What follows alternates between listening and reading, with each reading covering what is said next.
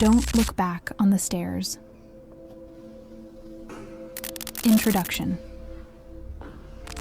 In 2025, Anna, 27, left her boyfriend's place late, heading to her old apartment building, a crumbling relic with peeling walls and dark stairwells.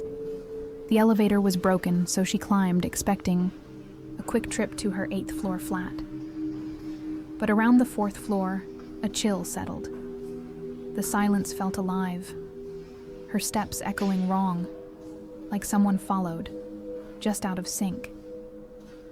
She sped up. The steps matched. She stopped.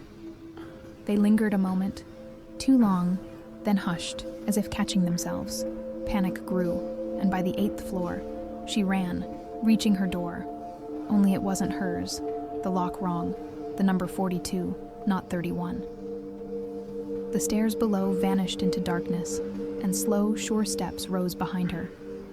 Her phone, wiped of photos and contacts, showed one phrase: "Don't look back." Fear won. She turned and vanished, leaving only whispers of her fate. Chapter 1. The Climb. A bitter November night in 2025 gripped the city. The air sharp with frost, streetlights casting weak halos on cracked pavement. Anna pulled her jacket tight, breath fogging as she crossed the courtyard to her apartment building, a 9-story husk of faded concrete, its paint flaking like dead skin. She'd been at her boyfriend Max's, a warm contrast to the cold solitude of her place. But work loomed tomorrow, and she wanted her own bed. The lobby door groaned as she pushed it open, hinges rusty, the foyer dim under a single bulb that buzzed faintly, flickering just enough to make shadows twitch. The elevator was out again, 3rd time this month, so she sighed, adjusting her backpack, and started up the stairs, boots scuffing on worn steps, the smell of dust and old paint, thick in the air. 8 floors to her apartment. 31, a slog she knew well, each landing marked by graffiti and cigarette butts, a routine etched into her nights, grounding her even now, tired and alone, in a building that felt emptier than it should. The stairwell was quiet, save for her steps, a steady rhythm echoing off concrete walls, the sound sharp in the hush. 1st floor, 2nd, 3rd, no issue, just the usual creaks, the faint hum of pipes somewhere deep in the building's bones. But as she hit the 4th floor, a prickle ran down her neck, a sense of being watched. Though the landing was empty, doors shut tight, no one around. She paused, hand on the railing, listening, silence, then her echo, but off, heavier, like a second set of steps trailing hers, catching up. She shook her head, muttering, "Just tired," and kept climbing, faster now, the 5th floor passing, then the 6th, her breath quickening, not just from effort. The echo grew wronger, her steps light, theirs heavier, a fraction slower, like someone was pacing her, just out of sight. She stopped at the 7th floor landing, heart tapping, waiting.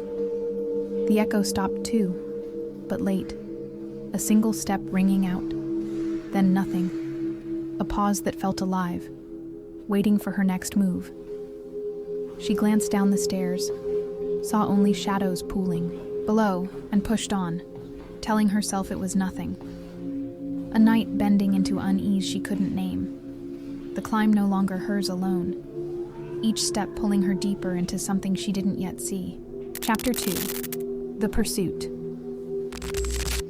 A cold November darkness in 2025 swallowed the stairwell, the building's pulse a faint hum under flickering fluorescent lights that cast jagged shadows on peeling walls. Anna climbed past the 7th floor, her boots loud against the steps, heart thudding as the echo of her steps twisted, no longer just hers.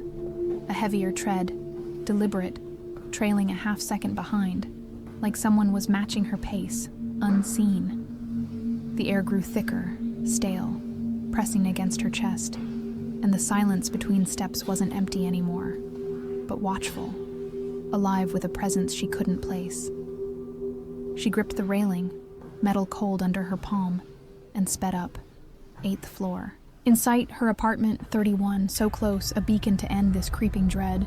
But the echo followed, faster too, its rhythm off, a stumble in the dark. And when she paused, panting, at the 8th floor landing, the steps didn't stop.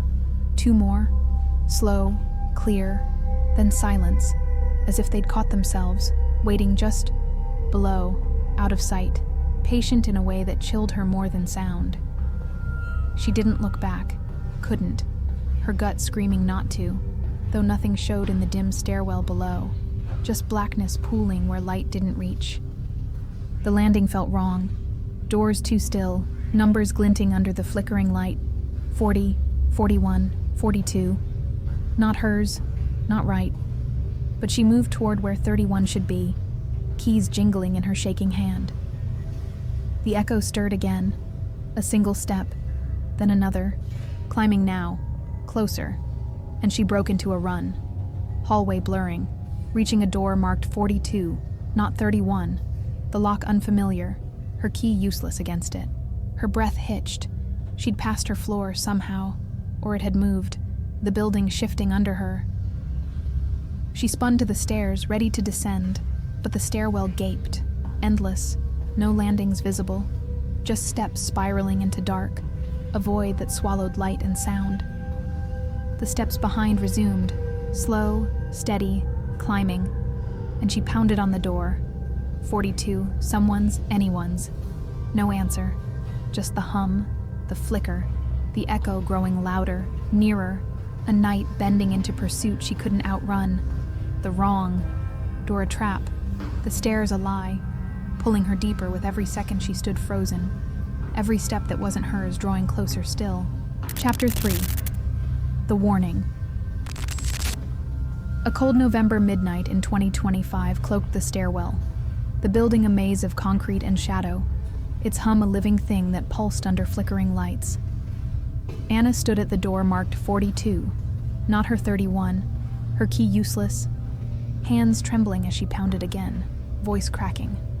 "Someone, please." No answer, just silence, thick, mocking, broken only by the steps below, slow, deliberate, climbing closer, each one a weight in her chest. The hallway was wrong, too long, doors stretching past reason, numbers glinting, 43, 44. None familiar, none hers, as if the 8th floor had rewritten itself. Or she'd climbed past home into something else, something that knew her fear. The stairwell behind gaped, a black spiral, no end, no start, just steps fading into nothing.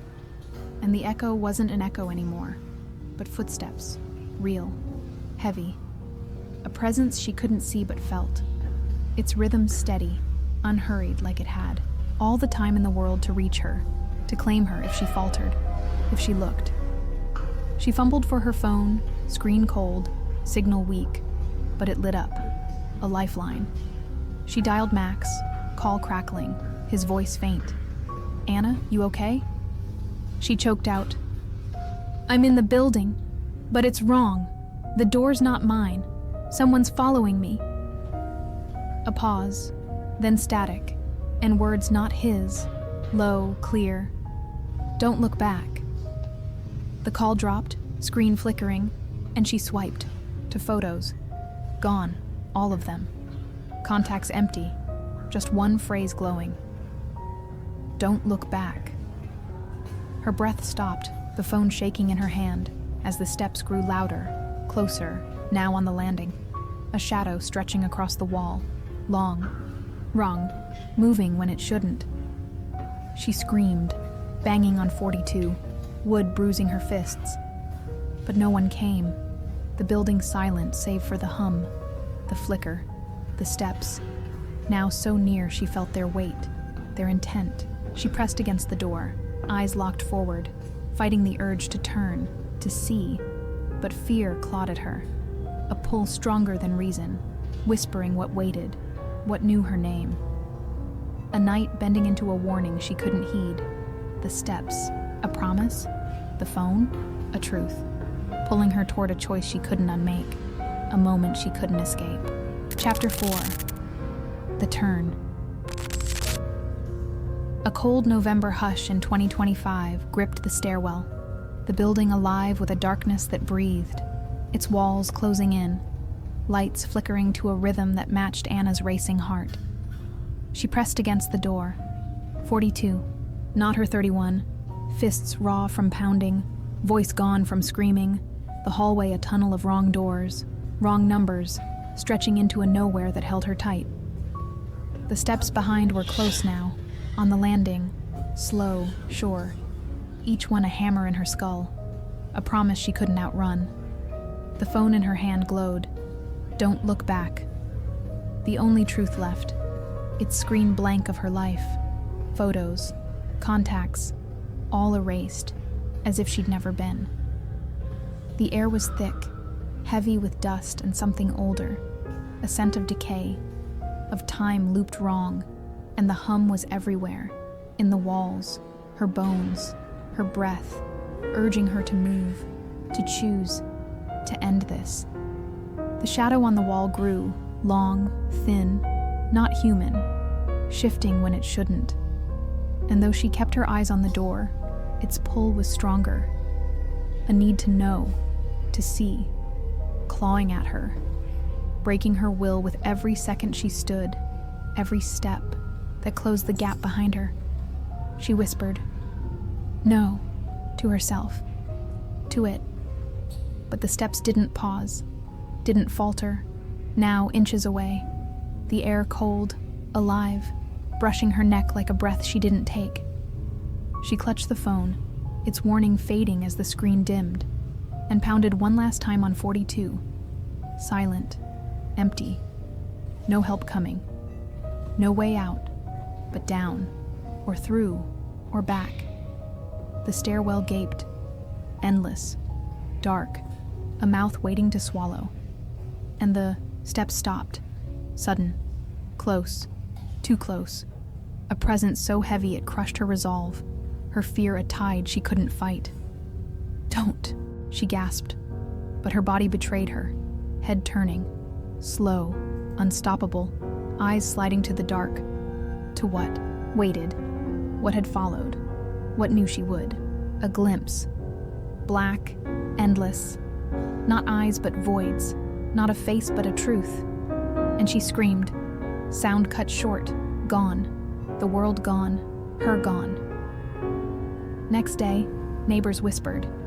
Another lost, her backpack, keys, phone, neat by the stairs, camera showing, her climb, then nothing. No exit, no trace. An old woman on the first floor sighed. She turned, they always turn. A night bending into a turn she couldn't undo. A stairwell claiming her, waiting for the next to climb, to hear, to look.